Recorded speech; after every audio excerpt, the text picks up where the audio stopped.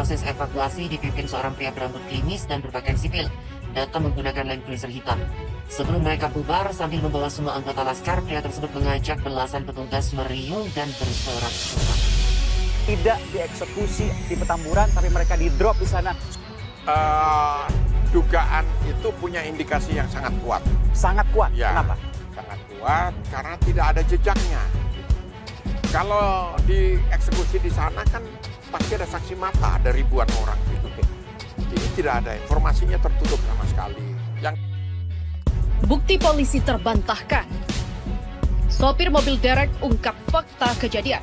Ternyata pembantaian tak dilakukan di kilometer 50. Melansir dari laman akun Twitter @tempo_newsroom, seorang sopir mobil derek membantah keterangan polisi yang mengatakan 4 anggota Laskar FPI ditembak di sekitar jalan tol Jakarta Cikampek kilometer 51. #Majalah Tempo. Kedua, ini nggak jelas. Yang ketiga bagi saya, contoh nih, kelihatannya ditembak oleh orang yang tiarap. Karena apa? Sebagian diantaranya itu sudut tembakannya itu dari bawah ke atas gitu. Misalnya yang kena tangannya, lengannya itu naik sampai ke sini. Jadi pada posisi apa orang ditembak dengan sudut kemiringan itu, kecuali yang nembak itu tiarap. Tim Poli di kilometer 50, Komisi Nasional Hak Asasi Manusia menyimpulkan penembakan 4 anggota Laskar FPI sebagai pelanggaran HAM, kesaksian dari dekat setelah 2 anggota Laskar FPI ditembak. Ricky Ferdianto. 4 mobil melaju dari res area kilometer 50 Jalan Tol Jakarta Cikampek pada Minggu 7 Desember 2020 sekitar pukul 1:15. 1 unit mobil derek, gendong atau towing dan derek tarik mengiringi rombongan dari belakang. Mobil derek gendong menggotong Chevrolet Spin bernomor polisi B2152 TBN. Kedua ban sebelah kiri mobil Chevrolet terlihat kempis, kaca ban pecah dan juga bolong.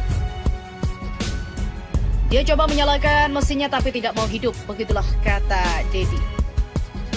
Ini tidak ada, bahkan data yang bawa mayatnya pun tidak ada gitu.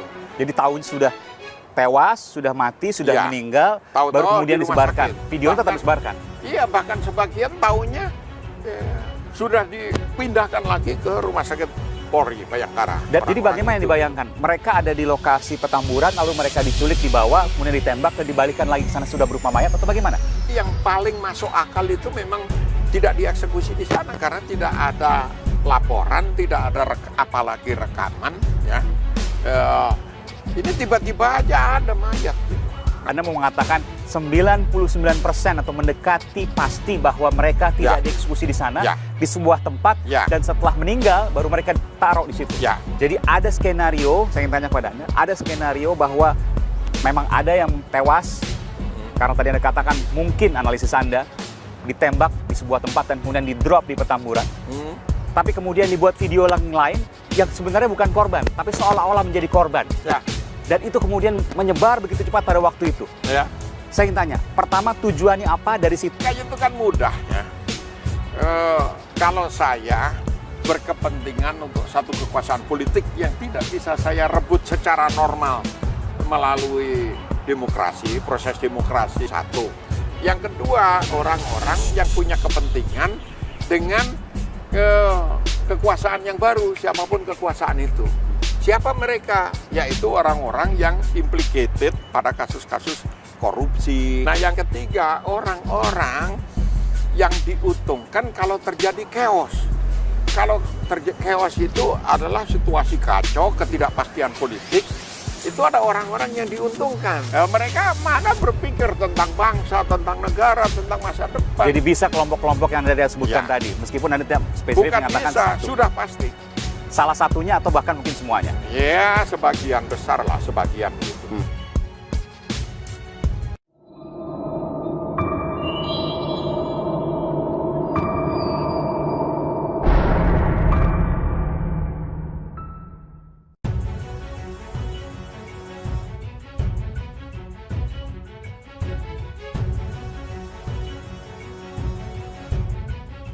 Sementara itu di laman akun Twitter, hal ini ditanggapi oleh netizen. Ed Zaifendi. Dedi, petugas Derek Tol Japek, proses evakuasi dipimpin seorang pria berambut klimis dan berpakaian sipil, datang menggunakan Land Cruiser hitam. Sebelum mereka bubar, sambil membawa semua anggota laskar, pria tersebut mengajak belasan petugas meriung dan bersorak-sorak. Wah, seperti Syiah nih. Ozin, kebenaran dan keadilan pasti menemukan jalannya sendiri. Teruslah berdrama. Ya Allah, kabulkan doa kami. Jika keadilan masih ada di bawah laut, maka timbulkanlah. Jika keadilan masih ada di langit, maka turunkanlah. Amin ya Rabbal Alamin. Hal ini juga diaminkan oleh beberapa akun seperti Sobari Sobar Kartajaya 20 dan juga Dorati. Sementara itu, Rezin Laknat mengatakan, ada yang tidak punya malu menipu dengan berseragam uang rakyat, merasa hebat membunuh, hilangkan nyawa anak-anak, melaksanakan perintah bos seakan tugas negara padahal kepentingan personal urusan piring makan. Bajingan yang membunuh laskar FPI dan dalang-dalangnya, kalian kira hidup itu abadi? Kalian juga ada giliran mati, camkan itu. Semoga ini bisa dituntaskan, yang salah harus dihukum mati. @Jokowi, @Difumas Polri, @Puspen TNI, @Muhammad Mahfud MD. Selain itu ada pula Ehli dan juga Stupid. All the fact of this case will lead to the truth if we dare to say the truth of the fact. Now, next question. Who will be the judge of this case? The fair judge who will hear this case. Hashtag tragedi kemanusiaan kilometer 50, hashtag truth. We the Indonesian people no longer believe in justice in our country. The judges are from Indonesia too. Part of this evil regime, this case must be brought to the United Nations. NU, takutlah dengan balasan di yaumil akhir.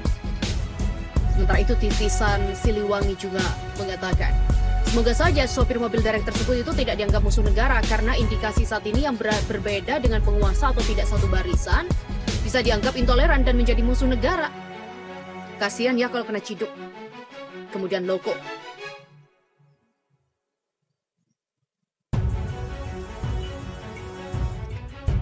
Mari kita berikan penghargaan serta apresiasi kepada majalah Tempo yang selama ini berani menunjukkan nahi mungkar di negara kita. Kalau amal ma'rufnya, biar Allah Subhanahu wa Ta'ala yang memberikan apresiasi dan penghargaan kepada Tempo beserta seluruh jajaran staf dan juga top manajemennya.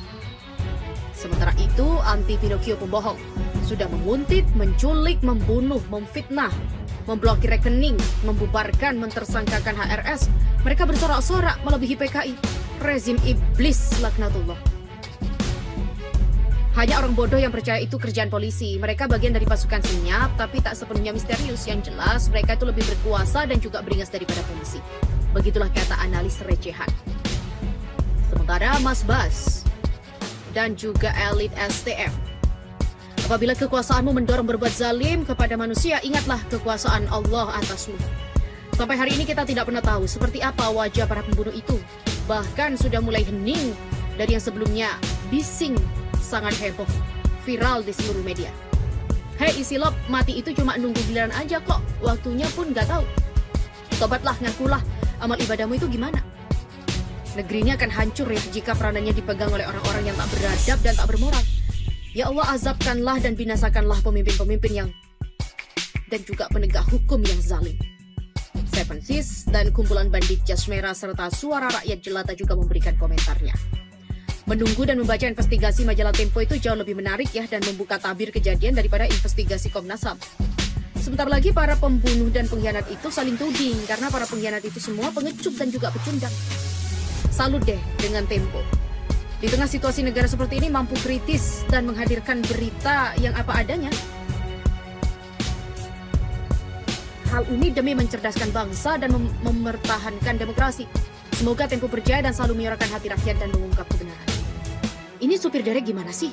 Kalau dibilang tembak di kilometer 51 ya di kilometer 51, nggak usah dibantah. Ntar gajah duduk, maksudnya gajah mada marah loh, kata Agus Usman. Sementara spesialis becak mogok, semoga sopir derek tersebut dilindungi karena mereka yang bisa ungkap kasus ini bisa jadi musuh mereka.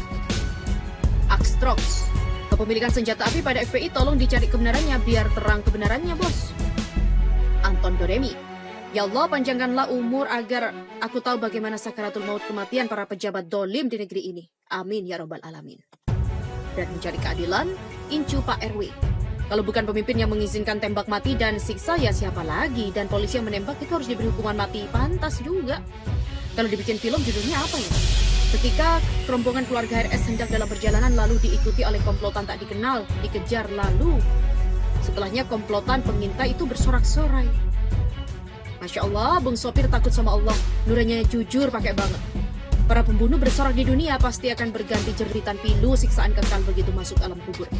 Pembalasan itu pasti dan nyata 50 tahun lagi dan padat mati mereka ini. Satu demi satu fakta terbuka, alhamdulillah, kata Guntur Edianto. Sementara The Red Man at Komnas HAM sempat nanya supir direknya nggak kalau mereka penembak senang seperti itu. Kemungkinan misi mereka memang membunuh kan? Yaitu mission accomplished. Sekarang hanya Tempo nih yang berani dari awal tragedi kilometer 50. Dari awal emang nggak sinkron keterangan dari polisi tuh, kata Pis Gimbal. Selain itu, Darmadi 1, hanya PKI dan penikmat kemaksiatan yang memusuhi Habib Rizik Syihab dan juga FPI. Sadis dan biadab sekali pembantai itu. Kalau bukan di kilometer 50, 4 orang dibantai di mana ya? Dibawa kemana itu? Sadis amat. Luar biasa nih, keterangan dari polisi banyak bohongnya. Semoga yang terlibat pembunuhan di kilometer 50 hidupnya selalu dalam ketakutan dan tidak bisa tidur sebelum mereka bertobat. Udah jelas-jelas setan-setan itu pelakunya, mau kalian rekayasa sedemikian rupa pun kalian memang bajingan. Nanti supirnya ditangkap, enggak tuh dengan berbagai alasan. Bersolaklah mumpung dirimu itu masih di dunia. Selain itu, semoga laknat Allah pada orang-orang yang terlibat dalam eksekusi para syuhada kilometer 50 jika mereka tak bertobat. Kebenaran pasti terkuak, Allah membalas semua rekayasamu. Wa makaru wa makarallahu, innallaha khairul makirin. Demikian komentar dari Mami Titania. Dan Moto Yomoto, mimpi besar peradaban adalah adanya Robocop untuk melawan kejahatan, bukan hanya tapi juga berakhlak. Bukan cebong kop, polisi busuk membantai kebenaran tuh.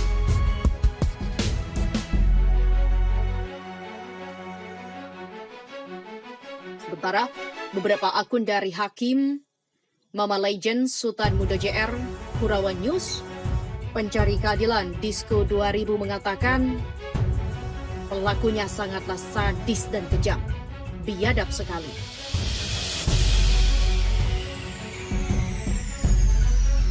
Selain itu ada pula akun dari Lateke. Di mana aja ditembak, yang jelas polisi lah yang nembak. Jos Rizal, Gajah Madanya harus bertanggung jawab nih. Demikianlah beberapa tanggapan terkait dengan hal tersebut.